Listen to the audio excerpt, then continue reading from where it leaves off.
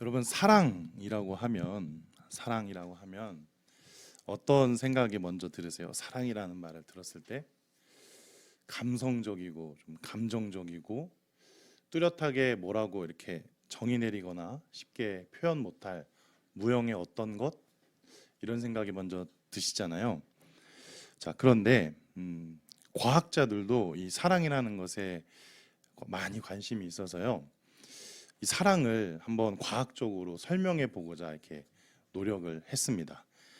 그 중에서도 이제 뇌과학자가 본 인간의 생물학적 사랑이라는 이런 정의가 있어서 좀 소개를 해드리려고 합니다. 뇌과학자가 본 인간의 생물학적 사랑은 크게 세 단계로 이렇게 구성되어 있습니다. 첫째는 잘 한번 들어보세요. 사랑에 대한 간절함을 호소하는 단계. 그래서 아직 만나지 못한 나의 반쪽을 만나고 싶다. 누구나 이렇게 이런 감정 갖고 있잖아요. 그런 상대를 계속해서 원하고 찾는 그런 단계가 첫 번째 단계입니다.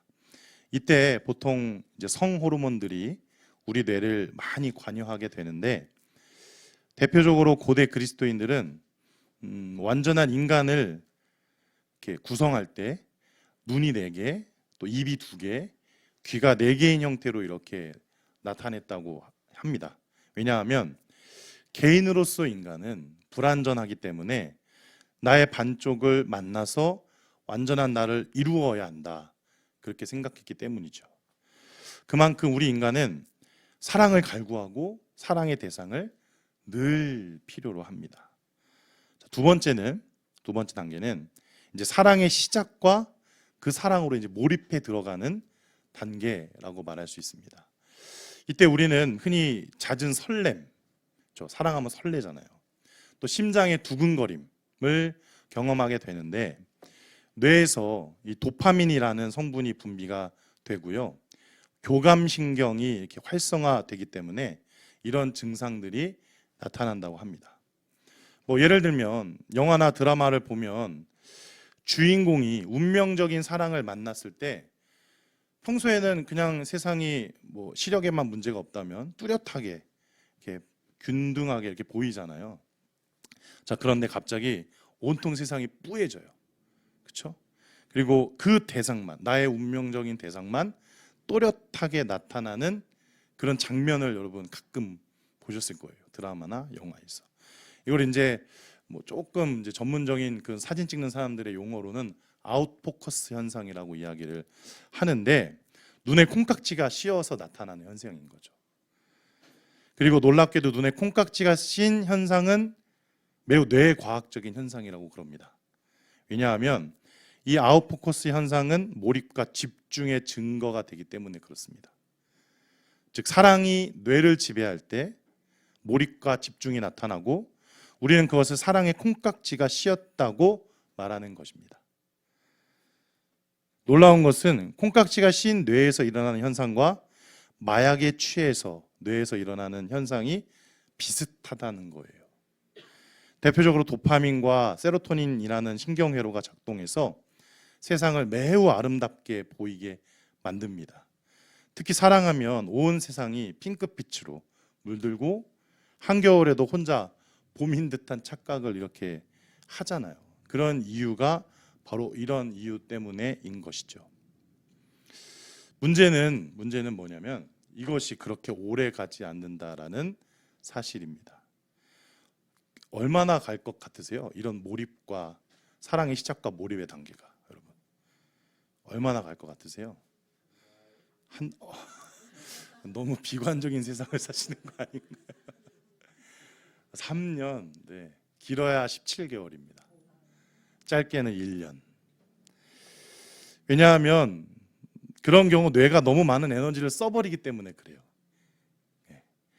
계속 그렇게 몰입과 집중을 했다가는 여러분 제명대로 살기 어렵습니다. 그러니까 여러분 뜨겁게 사랑해서 만나서 결혼했는데 내 상대의 배우자가 예전만큼 사랑을 안 하는 것 같아. 뜨겁지가 않은 것 같아. 이게 당연한 겁니다, 여러분. 아, 나랑 오래 살려고 그러는구나. 네, 그렇게 생각하셔야 됩니다. 그러니까 상사병에 걸린 사람을 생각해 보면 금방 알 수가 있어요. 말 그대로 식음을 전폐하고 뼈가 마르고 살이 마르잖아요. 그렇죠? 일상생활이 불가능해집니다. 물론 그렇다고 해서 사랑이 영원하지 않다는 게 아니에요. 다만 낭만적인 사랑에는 얼마간의 유효 기간이 있고 그 사랑을 마치고 나면 이제는 더 깊은 사랑의 단계로 넘어가는 것뿐이죠. 자, 그래서 마지막 세 번째 단계는 이제 애착 형성의 단계라고 할 수 있습니다. 이때는 전처럼 심장이 뛰지도 않아요. 또 신체의 강렬한 변화도 느낄 수가 없어요. 하지만 뇌 속에서는 어떤 끊어지지 않는 연결고리가 형성이 되는 거죠. 즉 설렘과 자극이 잦아든 자리에 있는 용어라고 그래요. 배우자 신경이라는 것이 깊숙이 뿌리를 내리게 된다고 합니다. 배우자 신경. 그래서 궁극적인 사랑은 신경의 연결이다. 뇌 과학자들이 사랑을 정의할 때 쓰는 표현입니다. 궁극적인 사랑은 신경의 연결이다. 즉 그렇게 뜨겁지 않지만 괜히 없으면 허전하고 보통 정이라고 하는 그런 애착 단계를 형성해서 오랫동안 함께 할 수 있는 것. 그것이 바로 신경이 서로 연결된 배우자 사랑인 거죠.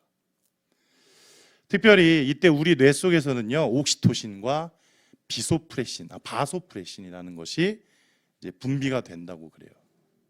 옥시토신은요, 본래 모유를 만들어내는 호르몬이에요.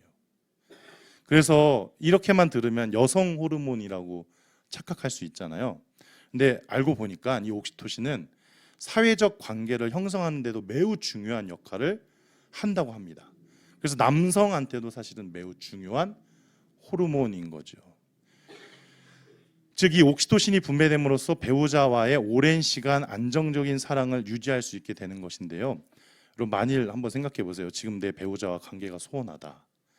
그렇다면 내 뇌 속에 혹은 내 배우자의 뇌 속에 옥시토신 분비가 원활하지 않게 지금 흘러가고 있구나. 이렇게 생각하시면 좀 과학적으로 이해할 수 있는 그런 것입니다. 그리고 바소프레신은 배우자를 집착하게 만드는 호르몬이래요. 참 놀라운 것은 이 바스포레신을 제거한 쥐에게서 외도 성향이 강하게 나타났다라는 점이에요. 반대로 바스포레신을 강하게 주입시켜 줬더니 바람을 피우던 쥐도 배우자와 가정에 충실해지는 현상이 나타났다는 거죠. 그래서 바소프레신을 일명 일부 일처 호르몬이라고도 부릅니다. 왜 설교 서두에서 이렇게 길게 뇌 과학자가 본 인간의 생물학적 이 사랑의 세 단계를 먼저 언급하고 있는 걸까요? 이걸 조금만 바꿔 생각해 보면 하나님에 대한 나의 사랑, 하나님에 대한 우리의 사랑을 다시 한번 생각해 볼 필요가 있기 때문에 그런 것이죠. 여러분 여기 있는 많은 분들이 주님과의 인격적인 만남 그리고 그 이후에 찾아오는 뜨거운 사랑을 대부분 경험해 보셨을 것입니다.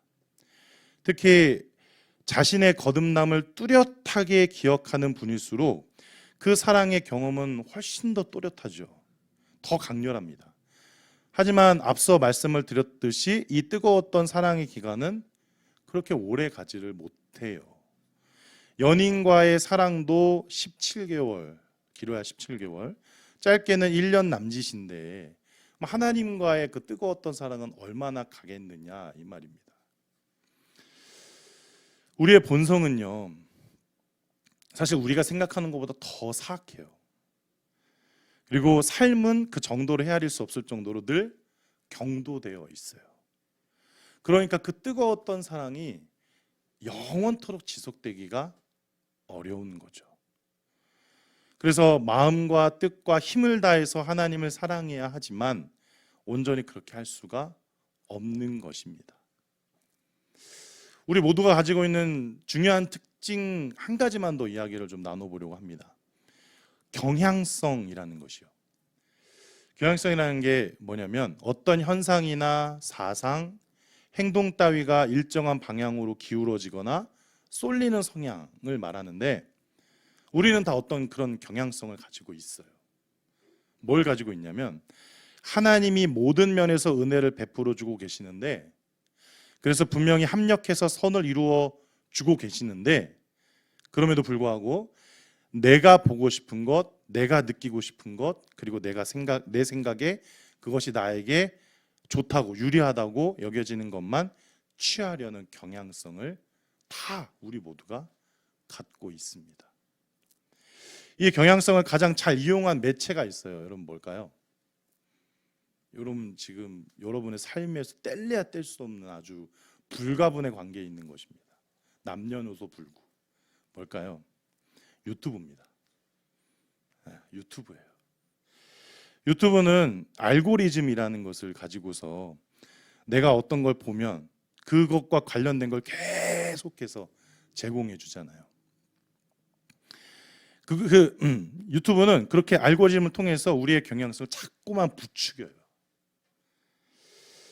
그리고 그러다 보면 이제 소위 자기가 보고 싶은 것만 보게 되고 듣고 싶은 것만 듣게 되고다가 그것에 관한 어떤 믿음, 신뢰가 생기고 나중엔 하나의 세계관, 뭐 가치관 할 때 그런 관이 형성이 되는 거죠. 여기서 더 나아가면 또 어떤 현상이 나타나요, 여러분? 야, 이거 한번 봐봐. 갑자기 링크 띵 걸어주고 나는 원하지 않았는데 그런 현상이 나타나는 거예요. 이걸요 확증 편향이라고도 이야기합니다. 확증 편향. 확증 편향이 곧 내가 되는 거예요. 다시 한번 여러분 자신을 돌아보시길 바랍니다. 나는 그동안 하나님에 대해서 확증 편향을 갖고 있진 않았는가? 확증 편향.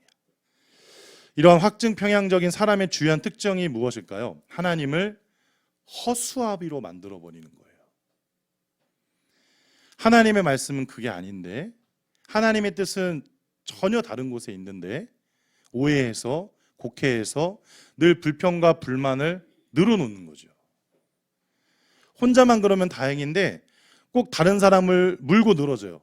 그 사람마저도, 그 사람의 신앙마저도 실족하게 만들죠. 여러분, 하나님을 향한 신자의 불평과 불만은 사실 무엇인가요? 하나님을 향한 공격이에요. 부정한 믿음만큼 하나님 마음을 아프게 해드리는 게 또 있을까요? 여러분 생각해 보세요. 하나님 입장에서는 얼마나 답답하실까요? 내 말씀은 그게 아닌데, 너를 향한 내 뜻은 그게 아닌데 너는 왜 자꾸만 그걸 오해하니? 얘야, 아들아, 딸아, 제발 내 말 좀 온전하게 들어봐 주겠니? 내 마음 좀 제대로 알아주겠니? 확증 평양을 가진 사람들을 보시면서 하나님이 마음 아파하시는 부분인 거죠. 그렇습니다. 이전에 우리는요 늘 하나님께서 행하시는 기이한 일들에 대해서 눈먼 자가 되어 있었어요. 그분의 사랑을 망각했고요, 신실함이 없는 반영으로 충일해 있었습니다. 한마디로 마음에는 하나님에 대한 자각이 없고요, 지각이 없고요, 하나님이 베풀어 주신 은혜에 대한 기억력이 부족해요. 또 하나님을 향한 믿음은 늘 일시적이었을 뿐이라는 거죠. 여러분 어떠세요? 이제는 여기에 충분히 동의하실 수 있을까요? 우리가 잊지 말아야 할 것은, 늘 기억해야 할 것은 내가 하나님께 대하여 알고 있는 것이 완벽하지 않다라는 생각을 항상 갖고 있는 거예요. 다시 말해서 자기 성찰, 하나님의 마음, 하나님의 뜻이라는 객관적인 기준을 두고서 내 마음이 얼마나 하나님 마음에 가까이 다가가 있는가, 내 삶이 하나님의 뜻에 얼마나 부합해져 있는가, 거기까지 나아가야 우리 믿음은 하루하루 조금이라도 더 온전한 믿음으로 세워져 갈 수 있는 거죠. 사실 오늘 본문이 속한 시편 106편은요 앞서 말씀을 드린 것처럼 우리 인간의 죄와 부주의와 망각, 일시적인 반응, 자기 방종, 하나님의 공급하심에 대한 불만족, 우상숭배, 불순종, 상속 실패, 불충, 분노의 격발, 그리고 타협과 종교적 부패가 아주 잘 어우러져 있는 한편의 불순종의 대서사지라고 말할 수 있습니다. 물론 이것이 끝이라면 이 시는 성경에 기록되지 못했겠죠. 그것에 더하여서 권능으로 임한 하나님의 구원의 이야기가, 그럼에도 불구하고 자비를 베풀어 달라는 애원에 기꺼이 응답하시는 하나님의 사랑 이야기가 함께 기록되어 있습니다. 또 정당한 심판을 과분한 자비로 몇 번이나 거슬러 막으신 하나님의 오래 참으심의 이야기, 그리고 도와달라는 부르심에 기꺼이 귀 기울이시고 우리를 불쌍히 여기시는 하나님의 들으심의 이야기가 오늘 시편 106편에 기록되어 있습니다.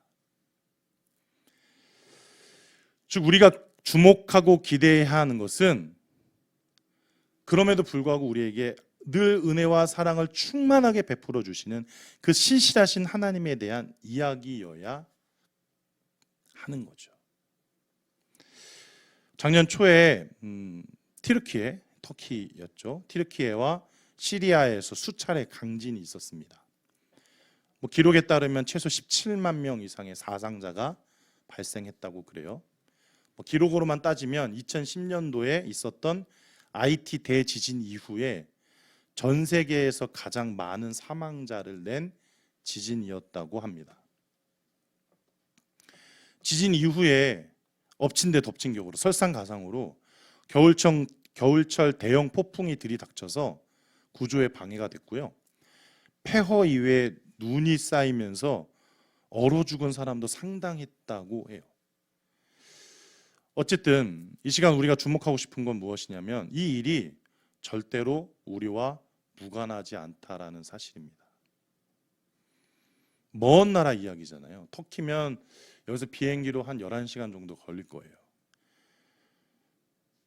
우리나라에서 7,400m 떨어진 곳에서 일어났거든요. 하지만 그 영향은 우리나라 지하수 수위를 변화시킬 만큼 대단했다고 합니다.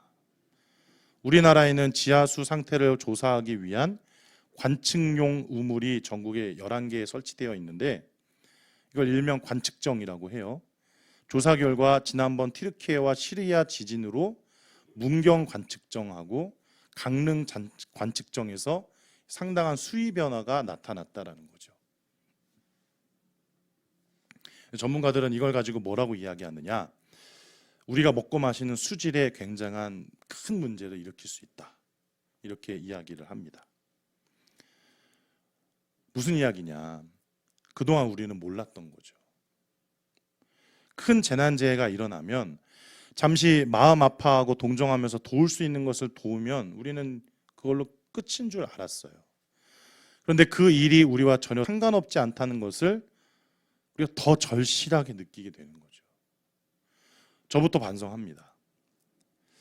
이제 지구상에서 일어나는 그래서 모든 문제는 문제 당사자들만의 문제가 아니에요. 우리의 문제가 되는 거예요. 모든 문제에는 우리 모두의 책임이 있고요. 우리 모두가 원인을 제공한 셈이에요. 비단 지진뿐일까요? 자연재해뿐일까요? 엊그제 러시아 모스크바에서 정말 끔찍한 테러가 있었습니다. 무차별 총격이 있었고 이어진 방화 때문에 자그마치 200여 명이 죽거나 다쳤다고 그래요. 우크라이나와 이스라엘 가자 지구에서 일어난 전쟁은 어떨까요? 근데 사실 멀리 갈 곳도 없어요. 여러분 우리나라는 아직 전쟁 중인 휴전 국가잖아요. 그러니까 지금 세상에서 일어나는 모든 문제들은 사실 우리가 종말의 때를 살아가고 있음을 보여주는 아주 기가 막힌 현상들이에요. 그리고 이러한 기가 막힌 현상들은 마지막 대심판이 있기 전에 반드시 있어야 할 징조라고 하나님은 말씀하고 계십니다. 우리는 이 사실을 반드시 기억해야 하는 거죠. 역사는 쉬지 않고 하나님의 계획에 따라 흘러가고 있습니다.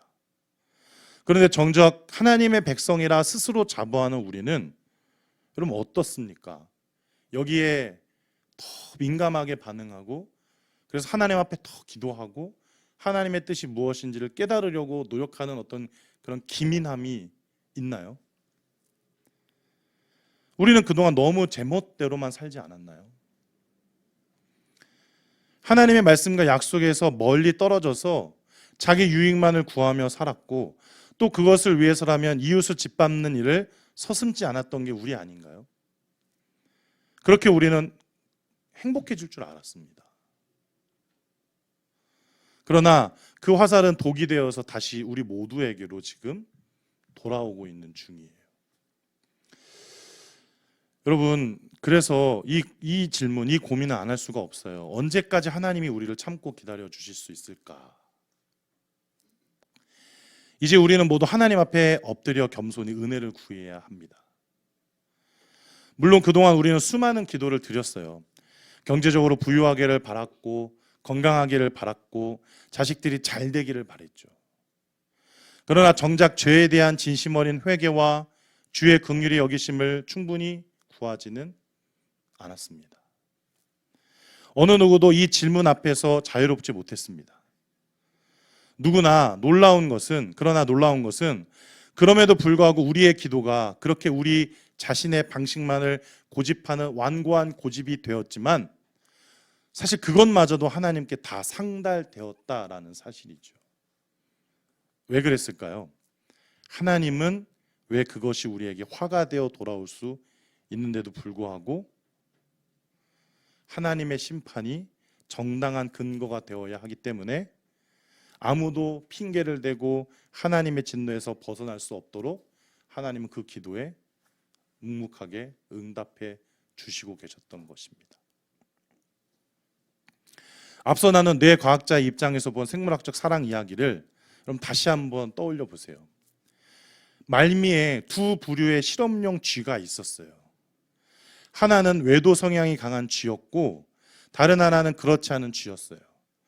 흥미롭게도 외도 성향이 강한 쥐일수록 공간 학습 능력이 뛰어났다고 합니다. 즉 바람기가 많은 쥐일수록 길을 잘 찾았다라는 거예요. 왜 그런 걸까요? 뻔하죠. 많이 돌아다닐수록 그만큼 다른 암컷들을 만날 확률이 높아지고 지리에 밝으면 어디에 어느 암컷이 있는지 기억하고 찾아다니기 쉽기 때문에 그렇습니다. 마찬가지로 우리도 자부하지 않나요?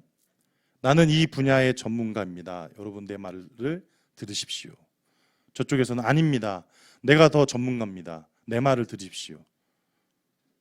마치 고대 이스라엘에 난무했던 거짓 선지자들처럼 예수님과 사도들 당시의 거짓 교사들처럼 스스로 길을 찾든지 아니라면 그 길을 쫓든지 우린 지금 다 그렇게 살고 있잖아요. 하지만 이제야 모든 것을 깨달아요. 무엇을요? 모든 것이 허튼 수고였다라는 사실을 말입니다. 물론 여전히 세상 기준에 따라서 대접받고 우대받고 싶다면 그렇게 가도 좋습니다. 다만 하나님 뭐라고 말씀하세요? 화 있을진저.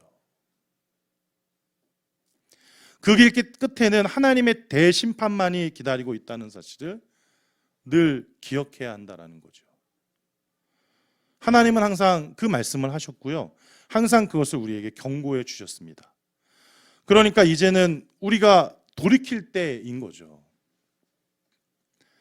경도되어 있던 자리에서 확증 편향적이었던 믿음에서 이제는 온전한 자리로, 온전한 믿음으로 우리가 돌이켜야 할 때입니다.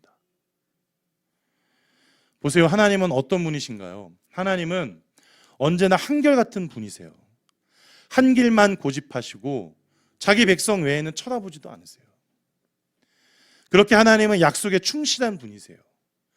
물론 그만큼 하나님의 능력이 부족하다는 것도 아니에요.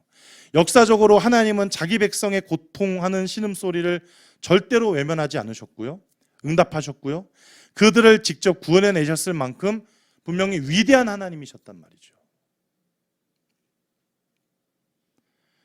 그리고 오래전 그들의 조상과 맺은 언약에 따라서 약속의 땅으로 인도하신 분이 바로 하나님이시란 말이죠. 여러분, 하나님은 단 한순간도 자기 백성들 곁을 떠나보신 적이 한 번도 없으세요. 그렇게 하나님을 우리가 그래서 신실한 하나님이시라고 부른단 말이죠.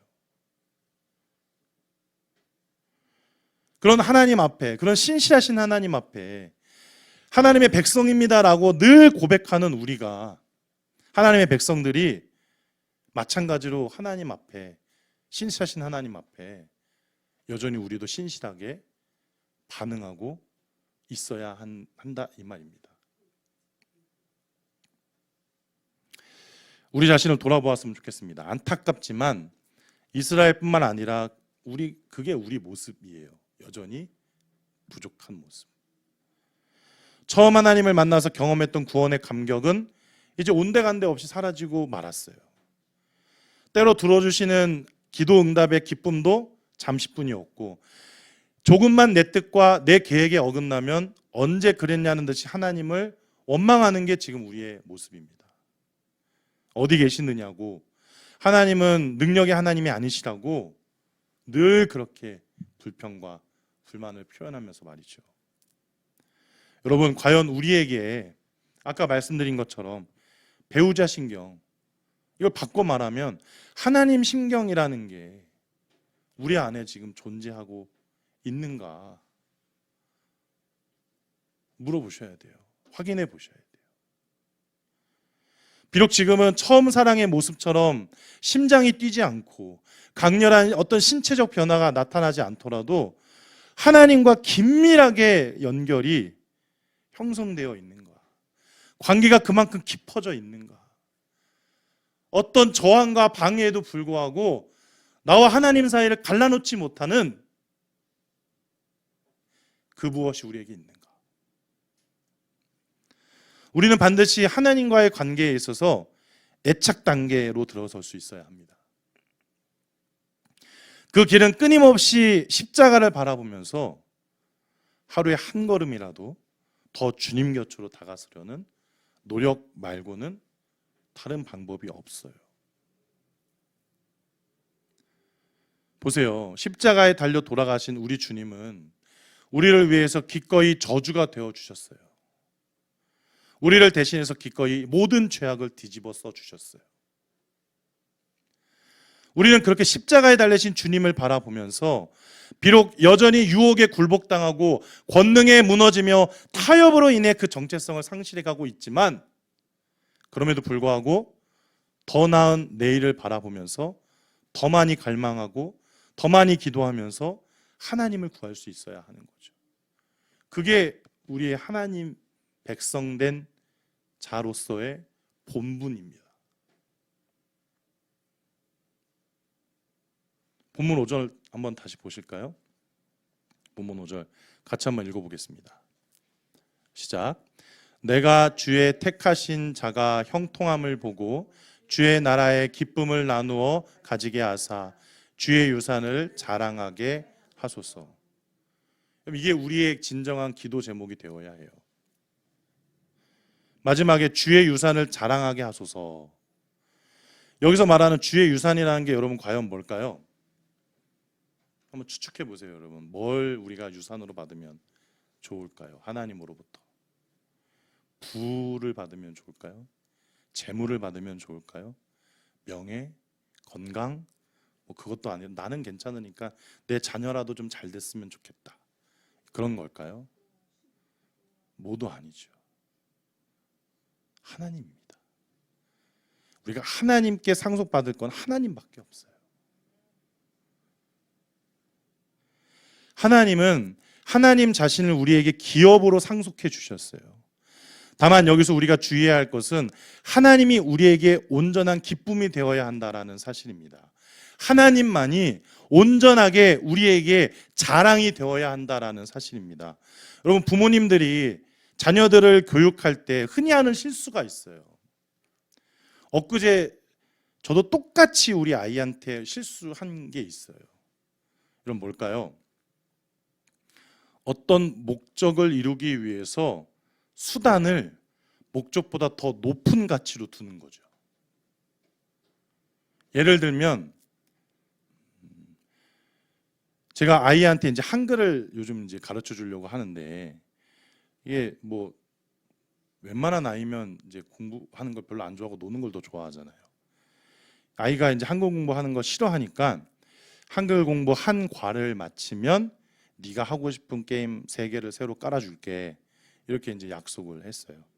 이런 거래 여러분 많이 하시지 않아요? 그렇죠? 근데 잘못됐어요, 이게. 사실 잘못된 교육 방식입니다. 주객이 전도된 거예요. 이루고자 하는 목표를 수단을 삼은 거죠. 오히려 아이에게는 새로운 게임 설치라는 전혀 다른 목표를 제시한 꼴이 돼버렸어요. 이렇게 되면요, 아이가 한글을 알아가는 기쁨을 제대로 알 수가 없어요.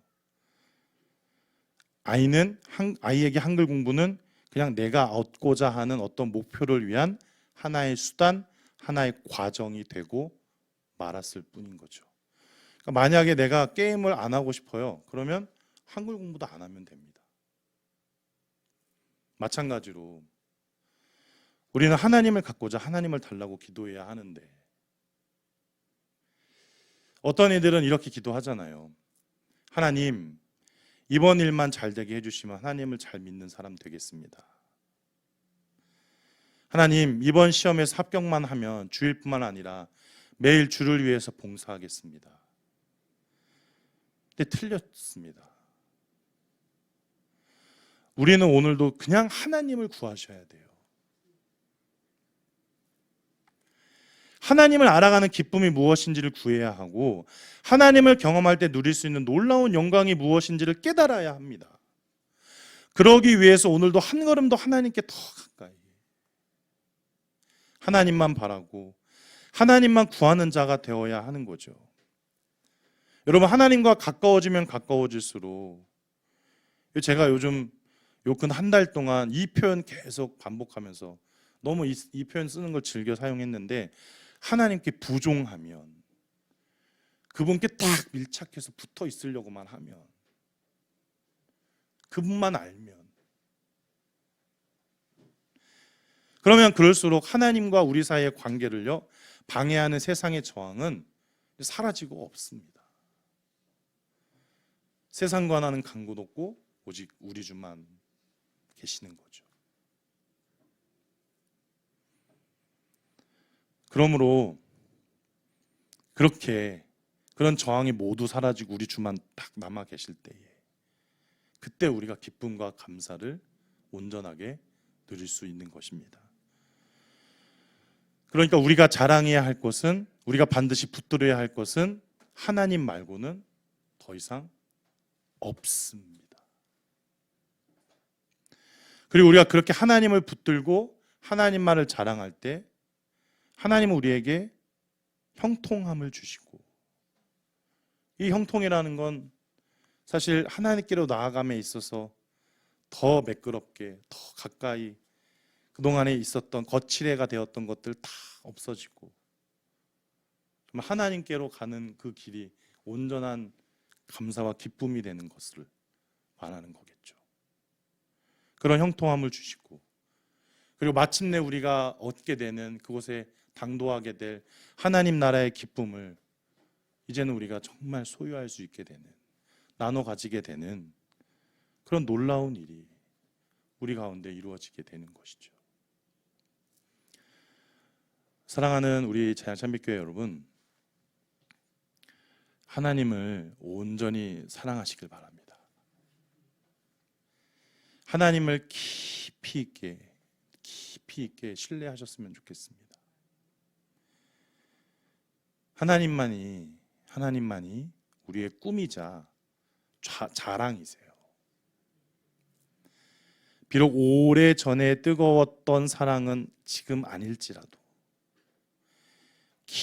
더 깊이 신뢰하면서, 더 깊이 관계하면서 내 마음속에, 내 머릿속에 전부가 하나님과 깊이 있는 연결이 형성되기를, 하나님 신경이 돋아나기를 여러분 간절하게 소망하셨으면 좋겠습니다. 그렇게 우리가 하나님을 사랑할 때, 하나님은 어느 곳에서든지 어떤 상황에서든지 우리의 기도를 들어주시고 우리의 구원이 되어주실 것입니다. 오늘 종료주일이잖아요. 호산나 다윗의 자손이여 찬송하리로다. 주의 이름으로 오시는 이여 가장 높은 곳에서 호산나. 그 당시 그토록 기다렸던 메시아를 맞이하면서 불렀던 찬송인데, 오늘 우리는 다시 오실 예수 그리스도를 간절하게 기다리는 마음으로 이 찬양을 우리가 늘 기억하고 고백했으면 좋겠습니다. 그래서 오늘도 한 걸음 더 하나님께로 더 가까이 예수님과 동행하면서 예수님이 달려 돌아가신 십자가를 나도 지고 갈 수 있는 그런 우리 모두가 다 될 수 있었으면 좋겠습니다. 오늘 들은 말씀 기억하시면서 우리 함께 기도하는 시간 갖도록 하겠습니다. 하나님,